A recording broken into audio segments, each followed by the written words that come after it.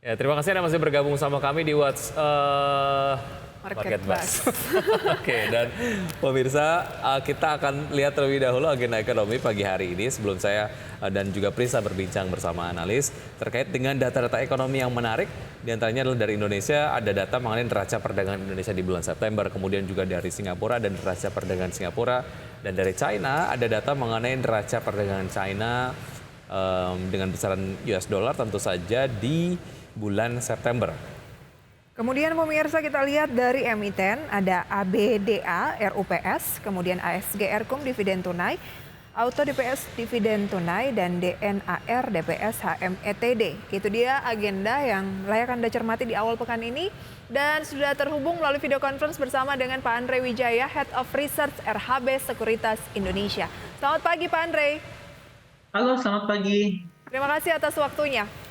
Baik, Pak Andre, bicara mengenai apa yang tadi sudah disampaikan oleh Prisa di segmen sebelumnya terkait dengan statement dari IMF yang menyebutkan bahwa Indonesia menjadi titik terang saat ekonomi dunia menjadi suram. Bagaimana sebetulnya ini diterjemahkan oleh pelaku pasar dan apa sebetulnya maksud dari IMF?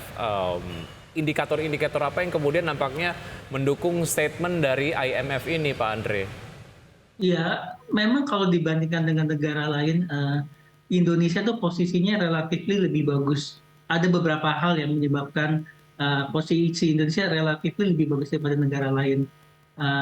Mungkin saya bisa samarin ada dua hal. Yang pertama adalah Indonesia itu GDP-nya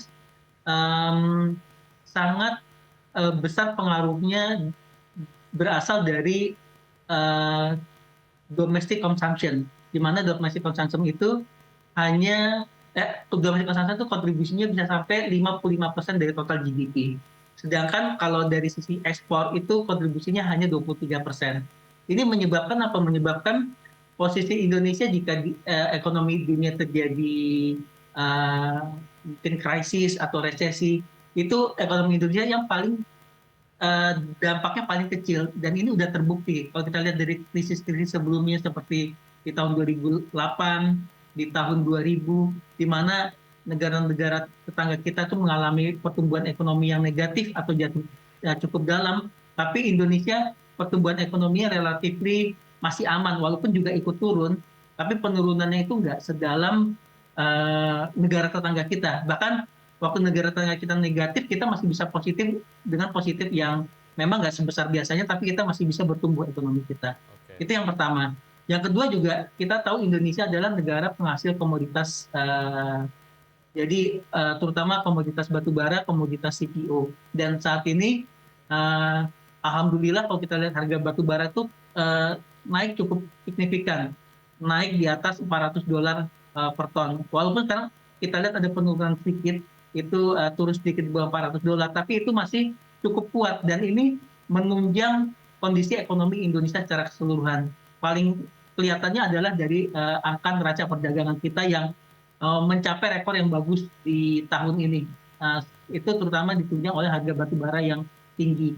Dan harga komoditas dan harga batubara yang tinggi ini ada impact-nya multiplier ke pertumbuhan ekonomi juga. Jadi karena negara kita adalah penghasil komoditas, waktu harga komoditas tinggi, beberapa masyarakat terutama yang di luar Pulau Jawa tuh menikmati penghasilan yang lebih tinggi daripada biasanya, dan spendingnya jadi lebih besar juga, dan spending ini membawa impact multiplier ke ekonomi secara keseluruhan.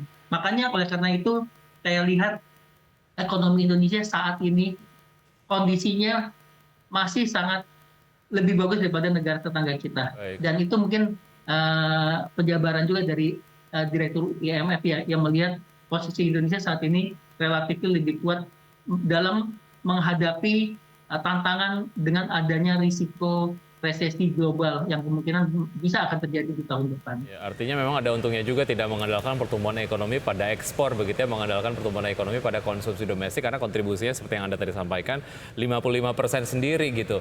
Nah, bicara mengenai kebijakan pemerintah sendiri untuk tentu saja mempertahankan daya beli masyarakat sebagai salah satu support sistem pertumbuhan ekonomi di Indonesia, sebetulnya sudah tepat belum ya Pak Andre? Artinya kalau kita lihat dari kebijakan pemerintah yang mau tidak mau memang harus menaikkan harga harga BBM bersubsidi yang berdampak kepada kenaikan harga komoditas yang lainnya, harga komoditas konsumsi di masyarakat, dan ini juga memicu terjadinya inflasi. Artinya secara kebijakan kita sudah inline belum untuk tetap menguatkan fundamental pertumbuhan ekonomi Indonesia, which is adalah angka konsumsi domestik?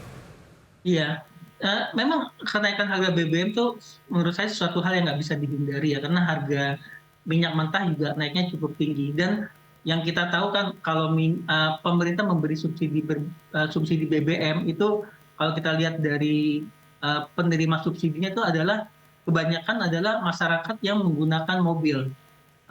Kita tahu motor juga pakai BBM, tapi kan pemakaian motor itu sangat kecil dibandingkan dengan BBM yang digunakan oleh mobil. Akibatnya apa? Akibatnya dana subsidi yang dikeluarkan oleh pemerintah itu lebih banyak itu mendorong membantu untuk masyarakat kelas menengah, yang menurut saya itu nggak terlalu tepat sasarannya.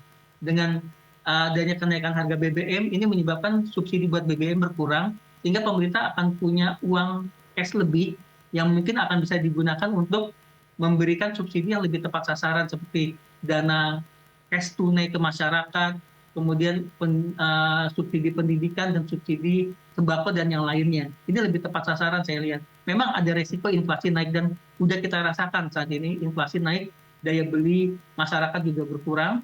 Tapi dengan harapan subsidi nanti lebih tepat sasaran, impact kepada masyarakat bawah mudah-mudahan nggak akan separah yang seharusnya, karena subsidi dialihkan langsung ke masyarakat bawah. Tapi memang kenaikan harga BBM ini akan ada resiko memperlambat pertumbuhan ekonomi, karena tadi sempat kita bahas di awal, 55% dari GDP kita disupport dari konsumsi masyarakat, domestic demand, dan kalau domestic demand ini melambat, di tahun depan kemungkinan pertumbuhan ekonomi kita juga akan bisa melambat. Di angka berapa target dari RHB Sekuritas Indonesia pertumbuhan ekonomi kita? Kalau tahun ini kita perkirakan pertumbuhan ekonomi masih sangat bagus ya, masih tumbuh 5%, hampir sama dengan perkiraan dari konsensus analis yang lain. Tapi tahun depan RHB lebih konservatif. RHB memperkirakan pertumbuhan ekonomi tahun depan tuh hanya sekitar 4,1%. Ini di bawah dari konsensus memperkirakan 5%. Kenapa kita perkirakan tahun depan itu pertumbuhan GDP hanya 4,1%? Pertama adalah impact dari inflasi. Impact dari inflasi tahun depan akan lebih berasa, karena masyarakat akan merasakan kenaikan harga BBM itu sekitar 8 bulan dibandingkan tahun ini hanya 4 bulan. Kemudian juga kita perkirakan di tahun depan kemungkinan harga komoditas itu udah mulai normalize, seperti harga batu bara kemungkinan akan turun dari saat ini sekitar $400 per ton, akan turun ke $200 per ton, dan penurunan harga komoditas ini akan menyebabkan juga perlambatan di pertumbuhan GDP. Selain itu juga kita memperkirakan investasi juga mungkin akan melambat di tahun depan, karena tahun depan adalah mendekati tahun pemilu.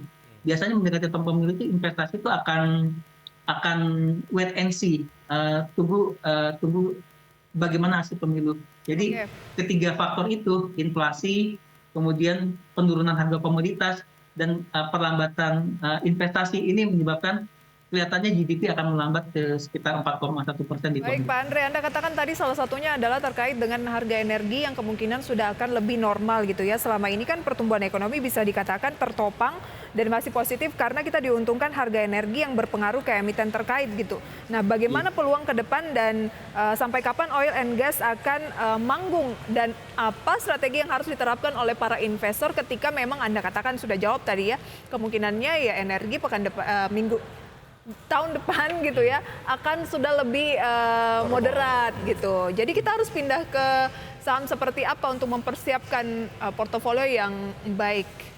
Oke, jadi buat energi sendiri seperti batu bara, minyak mentah, saya perkirakan kuartal ini masih cukup bagus. Kenapa? Karena musim dingin di negara bagian utara ya, Eropa, Amerika Serikat, Cina itu kan musim dingin. Mereka akan membutuhkan energi untuk listrik, untuk menghangatkan ruangan dan segala macam.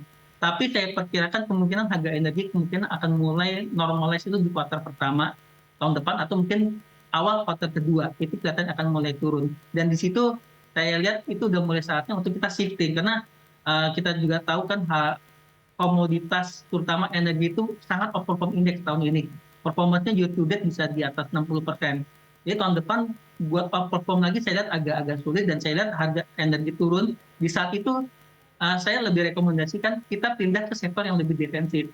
Sektor-sektor yang kelihatannya bisa outperform di tahun depan itu seperti yang defensif ya, seperti telekomunikasi. Perbankan juga kelihatannya juga masih bagus performanya walaupun ada resiko pertumbuhan loan yang melambat, tapi tidak ada resiko NPL naik. Tapi saya lihat provisi di perbankan sudah sangat cukup, sehingga perbankan masih termasuk bagus dan sektor yang lain saya lihat cari saham yang dividen yield-nya tinggi. Itu lumayan banyak juga saham yang dividen yield-nya tinggi yang seharusnya bisa meng-hedge volatilitas yang kemungkinan akan terjadi di Oke, Pak market. Andre, cari yang masih defensif gitu ya, termasuk telekomunikasi, kemudian juga cari yang dividen yield-nya masih tinggi gitu ya.